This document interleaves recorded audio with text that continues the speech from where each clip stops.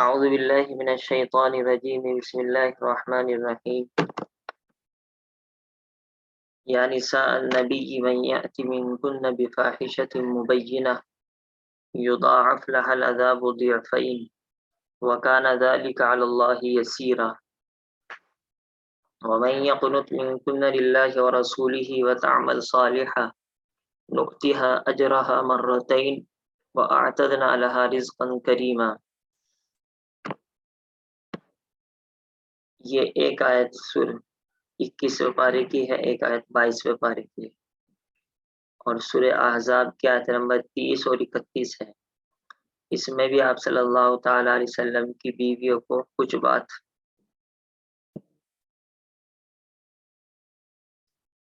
بیان کی گئی ہے۔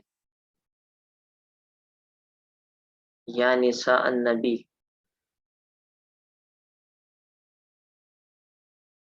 اے عورتوں نبی کی، لستن نہیں ہو تم کا احدن جیسا کہ کوئی ہوتی ہے، من النساء عورتوں میں سے، یعنی عام عورتوں کی طرح نہیں ہو۔ ان اتقیتن اگر تم پرہیزگاری اختیار کرو، فلا تخضعن تو ملائمت، یہ کہاں ہے آگے سے پڑھ لیں۔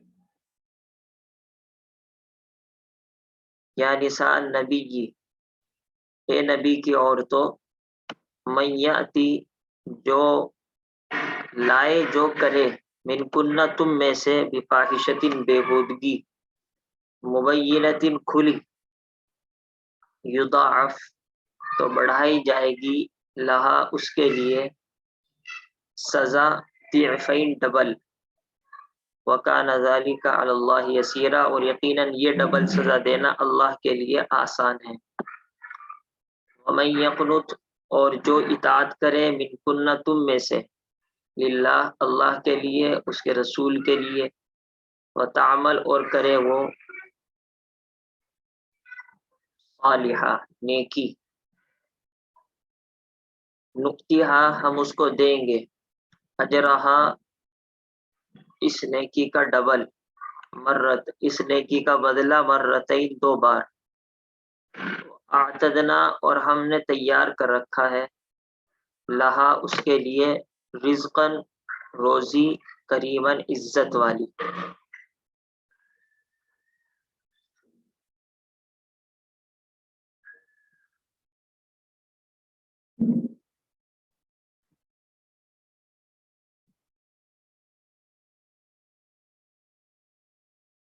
ان آیتوں میں آپ صلی اللہ تعالی علیہ وسلم کی بیویوں کو دو طریقے سے اور سمجھایا گیا ہے کہ آپ یہ سمجھ لیں کہ تمہارا مقام عام عورتوں کے مقابلے میں بہت بلند ہے، اس وجہ سے اگر خدا نخواستہ الٹی چلو گی تو سزا بھی ڈبل ملے گی، اور اگر سیدھی چلو گی یعنی اللہ تعالیٰ کے اس کے رسول کی بات مان کر چلو گی، پھر ڈبل نیکی بھی اور بدلہ بھی ڈبل ملے گا، کیونکہ قانون یہی ہے کہ جو آدمی اپنا اور قریب ہوتا ہے تو اس کی باتیں آدمی دیتا بھی اسی کو ہے، اور اگر وہ کوئی گڑبڑی کرے تو پھر ڈانٹتا بھی اسی کو ہے۔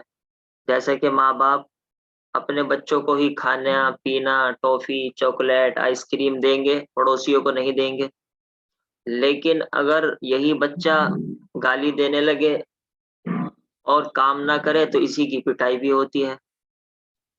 تو باہر کا بچہ پھر نہ تو اس کو آئس کریم اور چاکلیٹ ملی، اور نہ باہر کے بچے کو گالی دینے پر پٹائی ملی۔ تو اپنے کے ساتھ آدمی کا یہی معاملہ ہوتا ہے کہ ڈانٹ بھی پڑتی ہے، سختی بھی ہوتی ہے جب کہ وہ نافرمانی کرے، اور جب وہ صحیح چلے تو پھر اس کو اعزاز اور اس کا اکرام بھی کیا جاتا ہے۔ تو یہی آپ صلی اللہ تعالی علیہ وسلم کی بیویوں کے ساتھ اللہ تعالیٰ نے قانون بیان فرمایا ہے۔ یا نساء النبی، اس سے پہلی آیت میں ذکر تھا اے نبی کی بیویوں، تمہیں جنت میں عورتوں کے مقابلے میں اعلیٰ درجات ملیں گے۔ اب اس آیت میں فرمایا گیا ہے کہ اگر بالفرض تم سے کوئی بد اخلاقی، بےہودگی اور گناہ ہو جائے دیکھیے قرآن نے لفظ استعمال کیا ہے بفاحشۃ مبینہ، کھلی بےہودگی. تو کھلی بےہودگی کا کیا مطلب، یہ تفسیر میں آ گیا بد اخلاقی، یعنی بدتمیزی سے پیش آئے نعوذ باللہ آپ صلی اللہ علیہ وسلم کے ساتھ، یا کوئی گناہ کریں، یعنی کوئی ایسا کام کرو جس سے نبی کریم صلی اللہ علیہ وسلم کو رنج و غم اور تکلیف پہنچے، تو اس کی سزا بھی تمہیں 2 گنی ملے گی، 2 گنی ڈبل، کیونکہ بڑوں کی غلطی بھی بڑی ہوتی ہے، اور یہ سزا دینا اللہ کے لیے کوئی مشکل نہیں ہے. یعنی تمہاری بزرگی کہتے ہیں بڑے پن کو، کہ تمہارا بڑا پن کہ تم نبی کی بیوی ہو، اور نبی صلی اللہ علیہ وسلم کی بیویاں ہونا سزا کے لیے رکاوٹ نہیں بن سکتا. اے ازواج نبی، اے نبی کی بیویوں، تم امت کی مائیں ہو، تمہارے اعمال و اخلاق بھی اس قدر بلند ہونے چاہیے کہ امت کے لیے نمونہ بنے.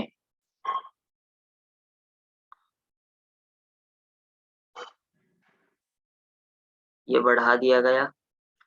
اس میں عام عورتوں کے لیے سبق ہے کہ گناہ اور شوہر کی نافرمانی کرنے پر نبی صلی اللہ علیہ وسلم کی بیویوں کو بھی سزا کا اعلان سنا دیا گیا. تو اگر ہم کسی گناہ اور شوہر کو تکلیف دینے میں مبتلا ہوتی ہیں تو ہم کو بھی سزا دی جائے گی. یعنی جب نبی کو بھی، آپ صلی اللہ علیہ وسلم کی بیویوں کو بھی اللہ تعالیٰ نے یہ اعلان سنا دیا کہ اگر غلط کرو گی، اپنے شوہر کو تکلیف پہنچاؤ گی تو سزا دی جائے گی، تو عام عورتیں کیسے بچ سکتی ہیں، اور عام عورتیں کیسے آزاد زندگی گزار سکتی ہیں، اور عام عورتیں شوہر کی نافرمانی کیسے کر سکتی ہیں. شوہر کی نافرمانی کا مسئلہ بڑا اہم ہے، اور عورتیں عام طور پر اس میں مبتلا ہوتی ہیں. نیک عورتیں بھی اس کو کچھ سمجھتی نہیں ہیں، بس تسبیح پڑھنا اور کتابیں پڑھ لینا اس کو نیکی سمجھتی ہے. بلکہ عجیب بات یہ ہے کہ یہ سننے میں آتا ہے کہ جو عالمائیں ہوتی ہیں وہ تو شوہر کی مان کر چلتی ہی نہیں، کیونکہ ان کے ذہن میں یہ رہتا ہے کہ ہم تو عالمائیں ہیں. واللہ عالم یہ بات ٹھیک ہے یا غلط ہے تو اللہ جانے، لیکن خیر عالمہ ہو یا غیر عالمہ ہو، شوہر کی اطاعت تو ضروری ہے. شوہر اگر جاہل بھی پھنس گیا تو ہے تو وہ شوہر ہی. اگر لڑکی عالمہ ہے ٹھیک ہے، اللہ تعالیٰ کے یہاں اس کا اعزاز ہوگا، لیکن شوہر کی تو اس کو بھی ماننی پڑے گی. اسی وجہ سے آپ صلی اللہ تعالیٰ علیہ وسلم نے جب عورتوں کے اندر بیان فرمایا تھا تو یہی فرمایا تھا، اریتکن اکثر اہل النار، کہ مجھ کو یہ دکھلایا گیا ہے کہ تم جہنم میں زیادہ ہو.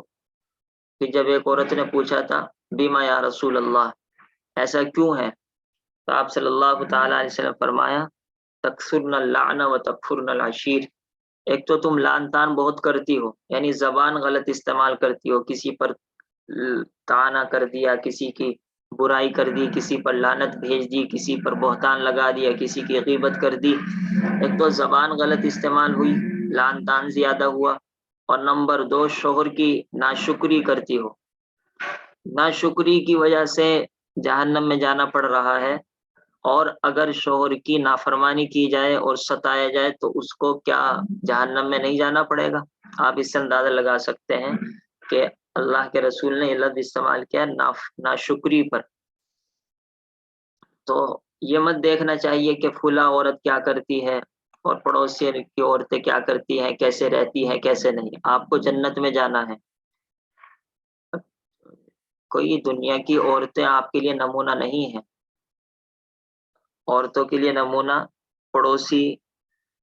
پڑوسن کی عورتیں اور رشتہ داروں کی بیویاں، یہ نمونہ اگر ہوتی تو پھر یہ قرآن حدیث پڑھ کے کیا فائدہ ہوگا. قرآن حدیث نہیں پڑھنا چاہیے پھر، اگر ہمیں ان کو ہی نمونہ بنانا ہے. ہمیں تو قرآن اور حدیث کو، اللہ کے رسول کی بیویوں کو اور بیٹیوں کو نمونہ بنانا ہے. تبھی تو ہم قرآن حدیث پڑھتے ہیں، تبھی تو اپنے آپ کو ایمان والا کہنے کے اپنے آپ کو لائق سمجھتے ہیں.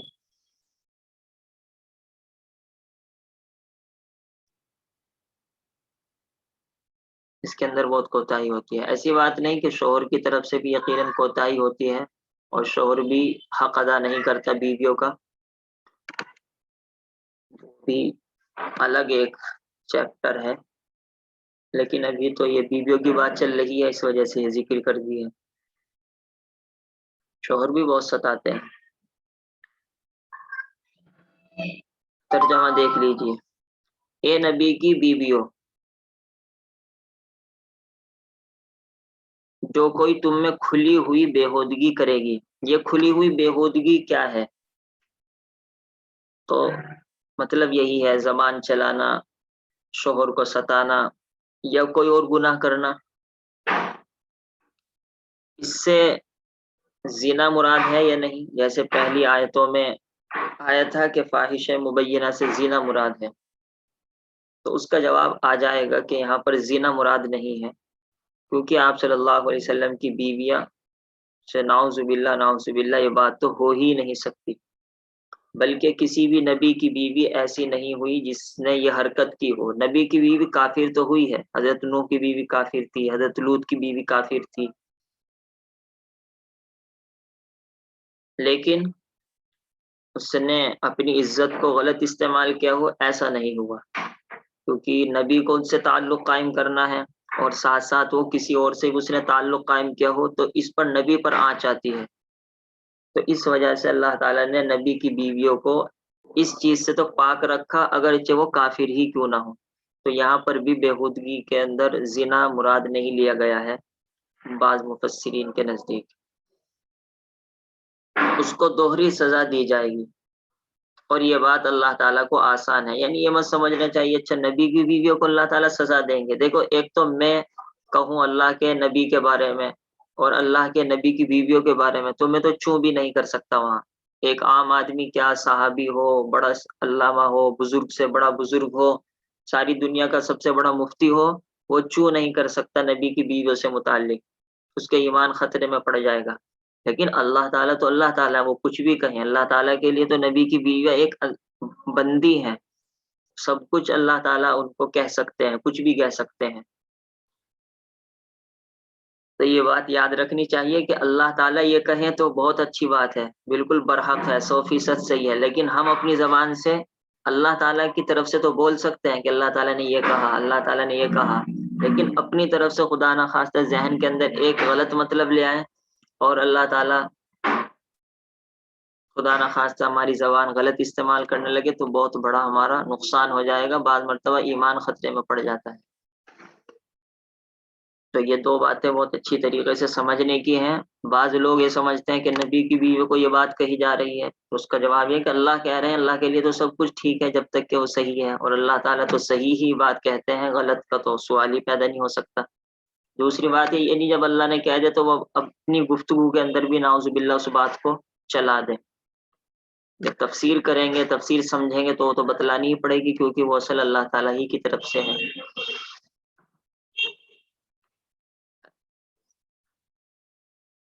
یہاں پر علماء نے بھی لکھا ہے کہ خاص طور پر جس عورت کا یا جس مرد کا کوئی بھی مقام ہو دینی اعتبار سے، تو اس کا معاملہ بھی اللہ تعالیٰ کیا بڑھ جاتا ہے.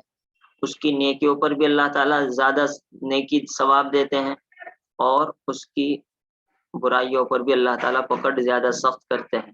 جیسے علماء ہیں، یا لڑکیاں ہیں جنہوں نے عالمات کا کورس کر رکھا ہے، یا وہ اور بیویاں ہیں جو کسی عالم کی اور نیک لوگوں کی بیویاں بن چکی ہیں، تو ان کو اب دوسرے سے زیادہ اور پابندی کے ساتھ رہنا ضروری ہوتا ہے. امام جساس نے بات لکھی ہے. اقوال و تحقیق. فاحشہ مبینہ. لفظ فاحشہ عربی زبان میں بدکاری اور زنا وغیرہ کے لیے بھی استعمال ہوتا ہے، اور گناہ کے لیے بھی. یہاں اس سے مراد زنا نہیں ہو سکتا، کیونکہ تمام نبیوں کی بیویوں کو اللہ تعالیٰ نے اس گھناؤنے گناہ سے پاک و صاف رکھا ہے. حضرت لوط علیہ السلام، حضرت نوح علیہ السلام کی بیویاں اگرچہ اللہ اور اس کے رسول کی نافرمان اور سرکش تھی، مگر اس بدکاری سے اللہ تعالیٰ نے انہیں بھی بچائے رکھا. یہ 22ویں پارے کی ایک آیت پڑھیں گے آج. اس سے آپ کو ایک بات یہ بھی معلوم ہو گئی ہوگی کہ جہاں سے پارہ شروع ہوتا ہے وہاں حقیقت میں بات پوری نہیں ہوتی کہ پچھلے پارے پر بات پوری ہو گئی ہو اور اگلے پارے سے ایک نئی بات شروع ہوئی ہو. ایسا نہیں ہوتا، بلکہ بات بیچ ہی میں ادھوری رہتی ہے، صورت پر تو بالکل مکمل بات پوری ہو جاتی ہے۔ اسی وجہ سے جب آپ قرآن کریم کی تلاوت کریں تو صحیح طریقہ یہ ہے کہ پارے پر مت چھوڑیے، رکوع پر چھوڑیے، رکوع پر بات پوری ہوتی ہے تو رکوع پر آدمی کو رکنا چاہیے، پارے پر نہ رکنا چاہیے۔ لیکن عام طریقہ چلتا ہے، سب حافظ جب تراویح پڑھتے ہیں وہ بھی پارے پر اپنی رکعتیں پوری کرتے ہیں، بہتر طریقہ نہیں ہے، کوئی ناجائز نہیں ہے، جائز ہے لیکن بہتر نہیں ہے۔ یہ قرآن کریم کی یہ 22ویں پارے میں چند آیتیں بیان کی گئی ہیں، تقریباً 5 آیتیں ہیں، 31، 32، 33، 34، 4 آیتیں ہیں، لیکن اس میں تفسیر مکس ہے، چاروں آیتوں کی کر دی ہے ہمیں، اگرچہ فی الحال ایک آیت کی پڑھنی ہے۔ امہات المومنین کو خاص ہدایت، ان آیات میں امہات المومنین کو امہات المومنین مومنین کی مائیں، ام المومنین مومنین کی ماں، یعنی ایک، امہات بہت سی کو مخاطب کر کے 5 چیزوں کی خاص طور پر ہدایت فرمائی گئی ہے۔ نمبر 1 اللہ اور رسول کی اطاعت کرنا، نمبر 2 اجنبی مردوں سے لہجہ بدل کر بات کرنا، نمبر 3 پردے کا اہتمام کرنا، نمبر 4 نماز کی پابندی کرنا، نمبر 5 زکوٰۃ ادا کرنا۔ یہ 5 باتیں کل آئیں گی انشاءاللہ تعالی، آج نہیں۔ یہ تو برائی سے بچنا اور اعمال صالحہ اختیار کرنا، اعمال صالحہ نیک عمل اختیار کرنا سبھی کے لیے ضروری ہے، مگر امہات المؤمنین کے لیے ان کا اہتمام کرنا زیادہ ہی ضروری ہے، کیونکہ یہ امت کے لیے نمونہ ہے اور علماء بھی امت کے لیے نمونہ ہوتے ہیں، لہذا عالموں کو سنبھل کر رہنا چاہیے۔ اسی طریقے سے علماء کی بیویاں اور خود عالمہ یا نیکی کی تعلیم حاصل کرنے والی جو قرآن اور حدیث پڑھ رہی ہیں، لوگ ان کو دیکھیں گے کہ یہ قرآن پڑھتی ہیں، تفسیر پڑھتی ہیں، حدیث پڑھتی ہیں، دیکھو یہ کیسے کریں گی، یہ دیکھو کیسے نماز پڑھیں گی، یہ دیکھو کیسے پردہ کریں گی، یہ جماعت میں جاتی ہیں، دیکھو ان کی دینداری کیسی ہے، یہ اپنے شوہر کے ساتھ کیسے رہتی ہیں، اپنے بچوں کی کیسی تربیت کرتی ہیں۔ عام آدمی ضرور یہ دیکھتا ہے، اور خود اس کے اندر 100 عیب ہو اس کو نہیں دیکھے گا، آپ کے اندر میرے اندر اگر ایک بھی عیب ہوگا تو اس کو ہائی لائٹ کیا جاتا ہے کہ جیسا کہ ہم فرشتے ہوں۔ تو یہ بات ان کی اگرچہ غلط ہے، لیکن اتنی بات ہم کو سمجھنی چاہیے کہ ہم قرآن اور حدیث پڑھ رہے ہیں، تفسیر پڑھ رہے ہیں، تو یقیناً ہم میں اور عام آدمی میں فرق تو ہونا چاہیے ہی، کیونکہ یہ امت کے لیے نمونہ ہے، عام عورتوں کے مقابلے میں ان کا مقام بہت بلند ہے۔ آخر یہ سرتاج الانبیاء، سرتاج الانبیاء نبی کے تاج، نبی کا تاج کون ہے؟ آپ صلی اللہ تعالی علیہ وسلم ہیں، کی بیویاں اور امت کی مائیں ہیں، اگر یہ تقوی طہارت کا عمدہ نمونہ پیش کریں گی جیسا کہ ان سے توقع ہے تو اللہ کے یہاں ان کا یہ عمل بہت مقبول ہوگا، اور ان کو یہ خصوصیت بھی عطا کی گئی کہ ان کو ایک نیکی کے بدلے 2 نیکی کا ثواب عطا فرمایا جائے گا، اور جنت میں اعزاز و اکرام کے ساتھ خاص قسم کی عمدہ روزی بھی دی جائے گی۔ عمدہ روزی یعنی اعلیٰ درجے کی چیزیں دی جائیں گی۔ اچھا، ایک سوال یہاں پر یہ پیدا ہوتا ہے کہ نعوذ باللہ، کیا آپ صلی اللہ تعالی علیہ وسلم کی بیویاں بد اخلاق تھی؟ کیا نعوذ باللہ آپ صلی اللہ تعالی علیہ وسلم کی بیویاں نبی کو تکلیف دیتی تھی جو اللہ تعالیٰ یہ کہہ رہے ہیں ان سے کہ ایسا نہ کرنا، ایسا نہ کرنا؟ جی جائیے۔ اس کا جواب یہ ہے کہ نہیں، جب کسی بات کو کہا جائے یا کسی بات سے منع کیا جائے تو اس کا مطلب یہ نہیں ہوتا کہ سامنے والے کے اندر یہ بات پائی جاتی ہے۔ مثال کے طور پر ہم اپنی اولاد کو کہیں کہ گندے بچوں کے ساتھ مت لگنا، تو کیا اس کا مطلب یہ ہے کہ وہ گندے بچوں کے ساتھ لگتا ہے؟ آئندہ کے لیے اس کو روکنا ہوتا ہے، آئندہ کے لیے روکنے کے لیے اس کو یہ بات کہی دی جاتی ہے۔ کسی سے کہے آدمی کہ تمہارا پڑوسی شراب پیتا ہے، دیکھو تم شراب مت پینا، تو اس کا مطلب یہ نہیں کہ سامنے والا بھی شراب پیتا ہے، آئندہ کے لیے اس کو یہ بات کہی جاتی ہے۔ تو یہی بالکل یہاں پر یہ بات سمجھنی چاہیے، ورنہ تو ایک عام آدمی نعوذ باللہ یہ سمجھتا کہ آپ صلی اللہ علیہ وسلم کی بیویاں خدا نخواستہ کچھ غلط کیا کرتی ہوں گی۔